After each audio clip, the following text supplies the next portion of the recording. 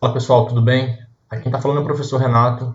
Na aula de hoje nós vamos continuar falando um pouquinho sobre a Europa, mais especificamente sobre o bloco econômico chamado União Europeia. Nesse primeiro momento nós vamos falar um pouquinho sobre o seu processo de formação, suas raízes históricas, né, e os passos, né, que eles foram tomando até se tornarem o maior bloco econômico, né, que juntos formam a maior potência econômica do planeta. Para a gente poder iniciar isso, a gente precisa fazer uma retomada histórica, né, de todo o processo de formação da União Europeia. Então, para isso, a gente precisa entender que a União Europeia começa a surgir a partir do fim da Segunda Guerra Mundial, em um processo longo de gradual integração, né, que vai fazendo com que diversos novos países comecem a ingressar no bloco, né, e esse processo lento e gradual vai transformando a União Europeia no que a gente tem hoje, né, num bloco, né, econômico gigantesco, né, com grandes potências econômicas, níveis de integração econômicos, sociais, políticos, culturais e de diversas outras formas. Para a gente poder iniciar, a gente precisa fazer esse processo de retomada da história. Então, para a gente poder entender em que cenário nós estamos, a gente precisa lembrar que nós estamos num cenário de fim de Segunda Guerra Mundial, início de Guerra Fria. Então, nós temos um momento de tensão no planeta. Tensão por dois motivos. Primeiro, pela a guerra que tinha acabado, né? Então, existia ainda um estremecimento entre as nações que tinham participado dessa guerra, né? E o eminente processo de Guerra Fria que estava surgindo. Afinal de contas, nós vimos uma potência socialista surgindo no leste europeu, né, e uma potência capitalista surgindo no Ocidente, mas com suas garras, né, com seus parceiros econômicos no Ocidente, ali na Europa. Então nós temos Estados Unidos de um lado, né, e União Soviética do outro. Outra coisa importante para a gente poder entender é que esse processo vai fazer com que a Europa se divida, né, a partir da divisão da Alemanha, né, no famoso Muro de Berlim, que é o símbolo maior da Guerra Fria. Né. Isso vai acontecer em 1945, em 1949 vai dar esse processo, e a partir de então a Europa está dividida em leste europeu, né, e Europa ocidental. O leste europeu dominado, né, culturalmente, economicamente, pela União Soviética, e a Europa Ocidental dominada economicamente pelos Estados Unidos e culturalmente pelo capitalismo.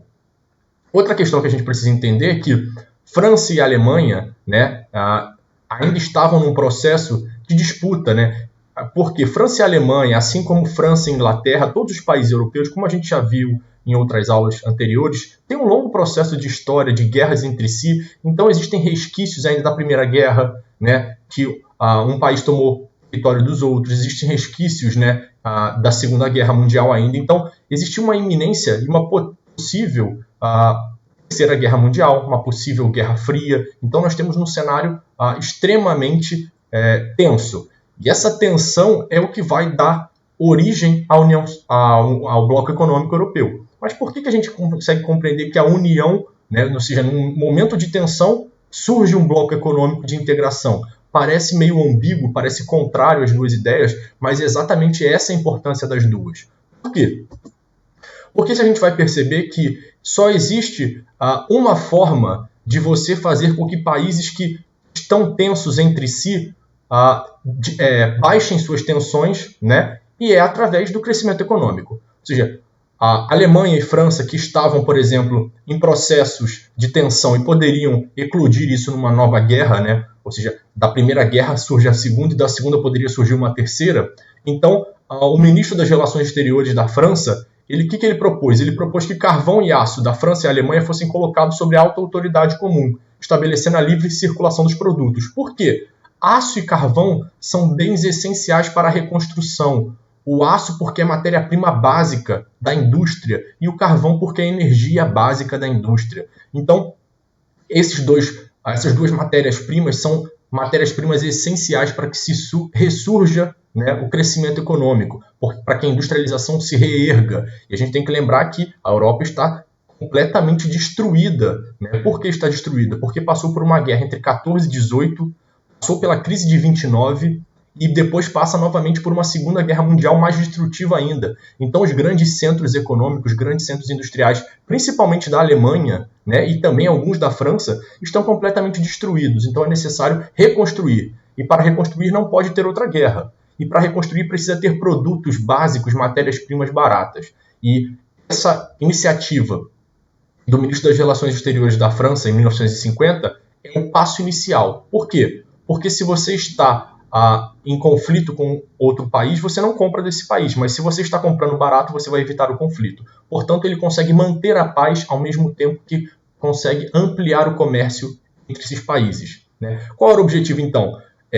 Além da questão, era você criar uma comunidade europeia do carvão e do aço, ou seja, fazendo com que novos países começassem a ingressar. E aí entra Bélgica, Holanda e Luxemburgo, que já formavam um pequeno grupo chamado Benelux, né, que era um grupinho de integração econômica, um grupinho de comércio e de baixas taxas, né, entre si. Então, esses países, Alemanha e França, mais o Benelux, formam o início do que a gente chama de comunidade europeia.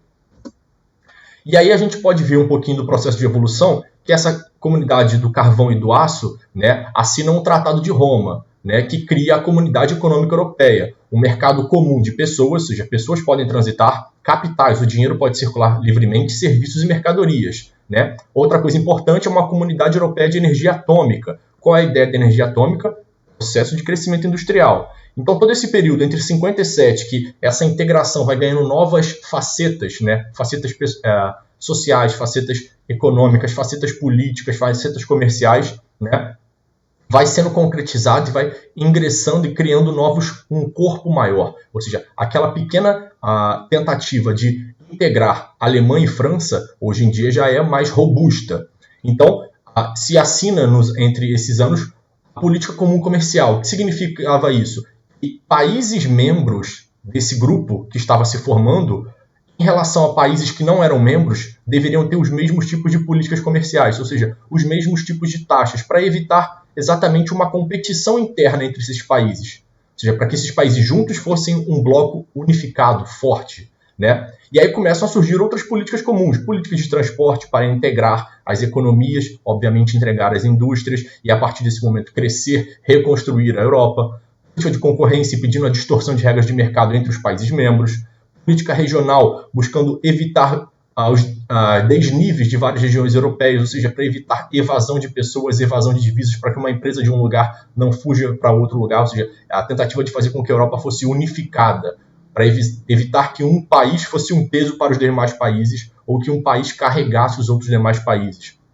Política energética, telecomunicações, ou seja, cada vez mais novos tipos de políticas comuns vão transformando esse bloco econômico que a gente está vendo surgir, né, num bloco cada vez mais robusto, tanto em relação ao número de países participantes, quanto também a forma de participação, né, de integração desses países, né? E a gente pode ver que todo esse processo, né, carecia de um novo país, um país que era muito forte economicamente, né, que tinha o seu poder histórico, né, o seu poder econômico, que é a Grã-Bretanha, né, a Inglaterra e o Reino Unido como um todo. Então, o que acontece é que, a partir desse momento, sempre tentou-se que a Inglaterra ingressasse, né? E quando a Inglaterra ingressa, né, cria-se o que a gente chama de associação de livre comércio, ou seja, livre comércio entre a Europa, taxas muito baixas ou taxas não existentes, ou seja, você, em vez de comprar dos Estados Unidos, compre de um amigo seu europeu. Por quê? Se você comprar do europeu, né, o europeu terá dinheiro. Se o europeu tiver dinheiro, o bloco tem dinheiro.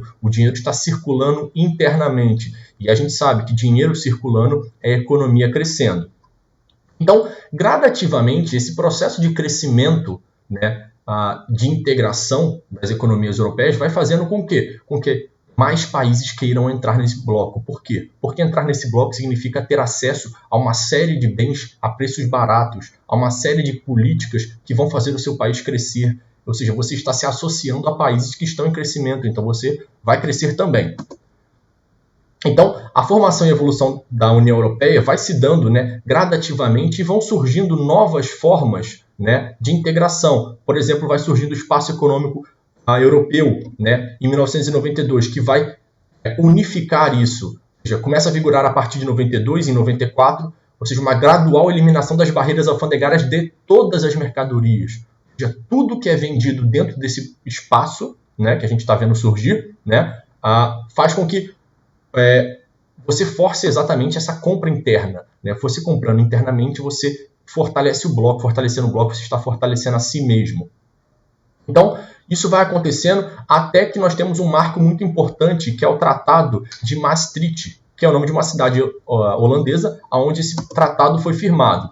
qual é a ideia desse Tratado de Maastricht? Né? A ideia, basicamente, é uma união monetária e econômica, ou seja, a criação de uma moeda comum, que a gente vai falar um pouquinho mais à frente, né? E uma política de assuntos internos, uma política de segurança comum, ou seja, criar um bloco econômico que seja também político. As decisões, a partir de agora, serão discutidas em comunidade. Ou seja, o que a Alemanha, a França, a Inglaterra vão tentar implementar, eles vão tentar implementar para todos os blocos. Obviamente, a gente sabe que tem países que têm mais poder, né, por fato de terem economias mais fortes, mas todos opinam. Por quê? Porque uma política comum, né, fortalece todo o bloco. E aí a importância desses acordos não está apenas na ampliação da integração em si, mas na necessidade de fortalecimento do lado ocidental.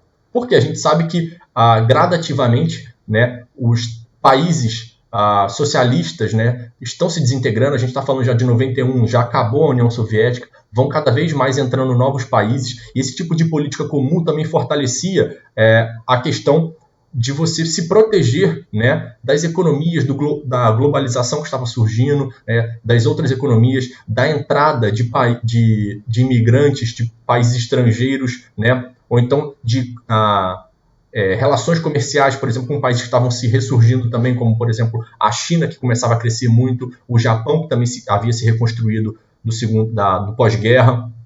Então, a gente vai vendo um processo de crescimento. Então, a gente vai vendo gradativamente, né, que a gente vai ver, principalmente a partir do Tratado de Amsterdã de 97, basicamente a eliminação, né, das fronteiras para cidadãos membros do Bloco Econômico Europeu. Ou seja, se você nasceu na Itália, você não é mais um cidadão da Itália, único e exclusivamente, você é um cidadão da Europa, obviamente da Europa que faz parte do Bloco Econômico. Então, isso daí você consegue ampliar, né, a troca cultural, e a troca cultural é troca econômica. E a troca econômica é circulação de dinheiro, de cultura, de conhecimento. Circulação de dinheiro, cultura, conhecimento é crescimento econômico. Então a gente vai vendo todos esses processos, tanto de integração política, econômica, mas também de integração social, visam e fortalecem o bloco. E aí a gente tem, a partir de 1999, né, talvez o ápice, né, desse momento de integração, que é a institucionalização, né, do euro, ou seja, euro, a moeda única, né? E qual a importância do euro? A gente vai falar mais especificamente do euro mais para frente, mas o euro é importantíssimo porque a questão do euro é a tentativa de você chegar ao máximo nível de integração. Por quê? A partir de agora, com uma moeda, você consegue comprar e fazer compras em, pelo menos nesse momento, 17 países da Europa, né? E da Europa Ocidental, da Europa, né, que tem níveis de desenvolvimento, né, mais altos, ou seja, você consegue integrar, ou seja, um cidadão europeu consegue circular, comprar, né, negociar com toda a Europa. Isso facilita as trocas entre os países, entre as empresas, e facilitando as trocas, circula mais a economia, né, fortalece o bloco, porque as pessoas vão pensar duas vezes, em vez de comprar dos Estados Unidos, da China, do Japão, compra de um parceiro econômico, afinal de contas já está na mesma moeda, já não tem que fazer conversão, troca por dólar, quanto que está o franco, quanto que está o marco, né, que eram as moedas antigas, por exemplo, da França e da Alemanha. Então, esse tipo de institucionalização do euro é importantíssimo para a gente poder compreender como isso vai se dando ao ponto da gente ter uma integração política, uma integração social e até mesmo uma integração monetária. E aqui a gente tem, só para a gente poder ver, e vocês vão ver mais especificamente no videozinho que eu vou passar para vocês na sequência, né, todos os processos de integração, ou seja, a Europa dos 6, dos 9, 10, 12, 15, 25, 27. Ou seja, olha o crescimento, né? E até hoje, quando a gente vai ver mais à frente, tem países que ainda querem entrar na Europa, mas obviamente existem condições básicas, a gente vai falar um pouquinho disso mais à frente. A União Europeia tem hoje 28 países membros. A Croácia entrou em julho de 2013 em sua 7ª ampliação. Desde a criação em 57 por 6 membros fundadores, a UE não para de crescer. Tinha 9 membros em 73, 10 em 81 e depois 12 membros em 86. Em 1995, contava com 15 membros e 25 em 2004, após sua maior ampliação. De 2007 a 2013, passou a ter 27 membros. Para se candidatar à União Europeia, um Estado deve respeitar os critérios de Copenhague, ser uma democracia, respeitar os direitos humanos e ter uma economia de mercado funcionando.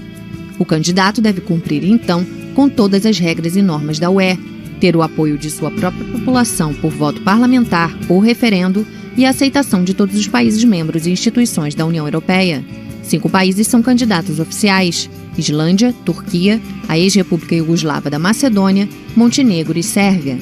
3 poderão conseguir o estatuto de candidato: Albânia, Bósnia e Herzegovina e Kosovo.